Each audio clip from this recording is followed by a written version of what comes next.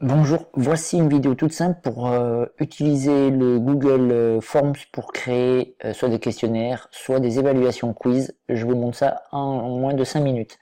Donc, le même principe, vous allez directement sur votre Drive pour pouvoir créer un document. Et sur votre Drive, vous allez créer Google Forms. Alors, des fois, il n'apparaît pas directement. Donc, lorsque vous faites Nouveau ici, dans Nouveau, vous avez Doc, Sheet et Slide, mais vous pouvez aller sur Plus ici, et dans ce cas-là, il y a Google Forms qui apparaît. Donc, sur Google Forms, vous allez arriver sur un formulaire sans titre. Vous allez pouvoir, donc, on va le renommer Quiz, on va l'appeler Quiz Test, et on va faire quelques petites modifications des paramètres. Alors, les modifications des paramètres, tout simplement, c'est aller transformer le questionnaire avec des réponses. Le principe, donc, c'est d'aller ici dans la petite roue. On va faire collecter les adresses email, donc les élèves vont devoir entrer leur adresse que vous leur avez créée ou qu'ils se sont créés sur Gmail. On peut, dans les connexions, limiter à une seule réponse. On peut choisir, les répondants peuvent modifier les réponses après l'envoi ou pas. Donc pour l'instant, moi, je ne valide pas. Dans la présentation, on peut afficher la barre de progression.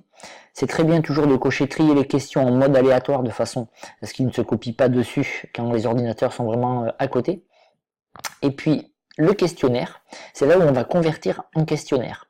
Donc à partir du moment où on active ici, on va pouvoir avoir des éléments du menu supplémentaire. Donc publier la note immédiatement après chaque envoi, ou plus tard après l'examen manuel. Ça, c'est si jamais vous mettez des questions ouvertes ou vous souhaitez aller lire les réponses. Sinon, le principe, donc question, la réponse peut voir les éléments, le répondant peut voir les éléments suivants. Question et réponse incorrecte. Vous pouvez cocher, décocher, laisser comme vous voulez. Une fois que c'est fait, pensez bien à enregistrer. Et dans ce cas-là, on va pouvoir, donc, question sans titre, on va marquer question 1, vous mettez ce que vous voulez. Ici, alors, question, on a pas mal de possibilités. Réponse courte, paragraphe, choix multiple, c'est-à-dire qu'il n'y a qu'une seule réponse possible. Case à cocher, ils peuvent en choisir plusieurs. Liste déroulante, importe un fichier, les échelles, bref, vous mettez ce que vous voulez. Donc ici, l'option, on va dire, par exemple, vrai. Et ici, on va tout simplement mettre faux. Voilà. Et évidemment, on va dire que la question est obligatoire. Et dans ce cas-là, on va aller fabriquer le corrigé. Donc dans le corrigé, on va tout simplement attribuer un nombre de points, un point pour cette question, et on va dire que la bonne réponse était vraie. On peut ajouter un commentaire explicatif par rapport à la réponse donnée. Voilà, une fois que c'est fait, on a notre première question, la réponse c'est vrai, on peut aller modifier la question si on le souhaite, qui est toujours ici. Et le total des points est affiché là, et évidemment, ici, on va ajouter une deuxième question, et c'est parti, on va pouvoir faire question 2,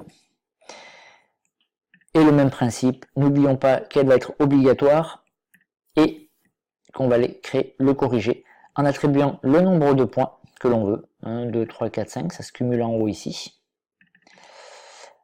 et puis on va dire que la bonne réponse c'est celle-là, c'est assez simple, voilà, et comme ça, vous avez un quiz. Alors, vous pouvez, évidemment, une fois qu'il est fait, vous pouvez le tester. Donc, l'aperçu, quand vous cliquez sur aperçu, vous avez juste ça, hein, donc le quiz test, votre adresse email, pouvoir répondre, par exemple, et envoyer.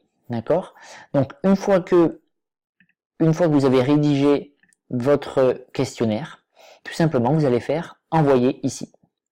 Donc lorsque vous allez l'envoyer, vous allez choisir à qui vous allez l'envoyer. Donc ici, vous mettez les adresses de vos élèves. Hein. On peut mettre la classe, une classe par exemple, STMG1 groupe A, dans lequel j'ai 18 contacts, la 2, 21 contacts.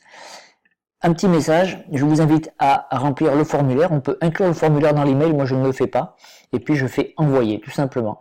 Et au fur et à mesure que l'on va avoir des réponses, eh bien, on va pouvoir lire les réponses justement de nos élèves ici, avec des statistiques qui sont intéressantes, les bonnes réponses, les mauvaises, individuellement, collectivement. Il y a pas mal de choses à faire. Voilà, en gros, je l'utilise très souvent. En général, j'essaie de monter un quiz test pour chaque chapitre en économie et en droit.